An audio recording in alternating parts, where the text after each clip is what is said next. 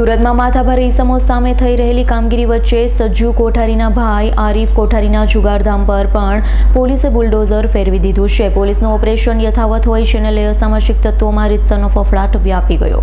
ગુજરાત રાજ્યના ડીજીપીના આદેશને લઈ સુરત પોલીસે કડક કાર્યવાહી હાથ ધરી છે। ત્યારે અગાઉ સજ્જુ કોઠારીને ત્યાં ગેરકાયદે દબાણો દૂર કર્યા બાદ હવે તેના ભાઈને ત્યાં તંત્ર ત્રાટક્યું।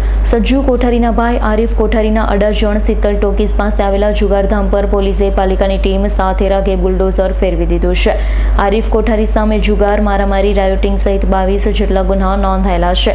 તો સાથે સજ્જુને લાજપોર જેલની બહારથી ભગાડવામાં પણ તેનો હાથ હોવાનું કહેવાય છે। સજ્જુ કોઠારી જે કુખ્યાત અહીંયાનો માથાભારે ઈસમ છે, એનો ભાઈ છે આરીફ કોઠારી, કે જેના વિરુદ્ધમાં જુગાર ધારાના, રાયોટિંગના, મારામારીના અને ખંડણીના ટોટલ 22 જેટલા ગુનાઓ નોંધાયેલા છે। એનું જે પાકું મકાન જે 2 માળનું બાંધેલું હતું તેની ખરાઈ કરતાં જણાય કે આ જે મકાન છે એ સરકારી જમીનની અંદર એને બાંધેલું છે। તો એસએમસીની ટીમ અહીંયા ખરાઈ કરીને અહીંયા આવી છે અને એને એસઓજી અને ઝોન 5ની ટીમોએ બંદોબસ્ત આપી અને એને અત્યારે જમીનદોસ્ત કરવાની કાર્યવાહી ચાલુ છે। Bureau report S9 news Surat. અમારી તમામ માહિતીથી અપડેટ રહેવા માટે જોડાયેલા રહો S9 ન્યૂઝ સાથે।